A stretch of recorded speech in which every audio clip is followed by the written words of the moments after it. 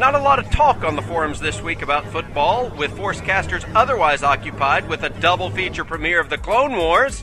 Sorry, Jorbex. And the newest addition to the Forcecast family, Bailey. Congratulations, Jason. Our minds have just been elsewhere.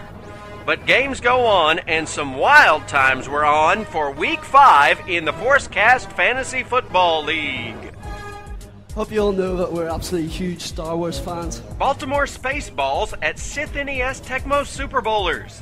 Kyle Orton put up some great stats for Darth Vader's Sith team. Sorry. Well, Drew Brees seems a solid play. But he couldn't find a way to post over 30 fantasy points Monday night. Looks like Fagan's 4-0 record just added 1 to the loss column. Spaceballs 96, Tecmo Super Bowlers 72. The Mandalorians versus Bespin Kings. Confident in his players' abilities, Halo Hawk opts to leave bye week Darren McFadden in his starting lineup. And his gamble pays off for the bounty hunters.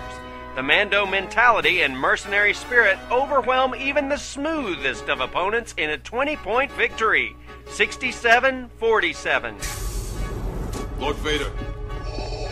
You may take Captain Solo to Jabba the Hutt after I have Skywalker.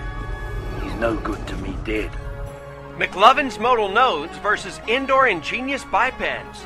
Those unbeatable Bith play another victory song Monday night as Princess Nisa's band of bears come within a point of matching the modal node's score. In an extremely close matchup, McLovin's modal nodes squeak out a 64-63 win. Darth Maulers versus Ryan's Raging Rancors. The big question this week was whether anyone would go 5-0. And though Darth Vagan failed to sustain his perfect season, Terry's Darth Maulers intend to do their best. In a close matchup with Ryan's Raging Rancors, Darth Maulers left the Rancors drooling all day Monday. But once the Saints and Vikings were finished, Terry's 30 additional points brought the question to a close. 93-68, Darth Maulers win again. Canton Panic Zone versus Darth Elvises. Pete's perfect record was in question as well. Can the Canton Panic Zone go completely defeated this year? Jedi Schwa's Darth Elvises say no. With a semi-gracious gift for his upcoming wedding, Elvis sings at the knot-tying ceremony and offers this even matchup to the groom. Tie game at 90 points. Why, you stuck-up, half-witted, scruffy-looking nerf herder. Tashi Station Monkey Lizards versus Mad Monty's Nickelbacks. The Blunder Bowl. Someone had to win, or maybe they'd tie.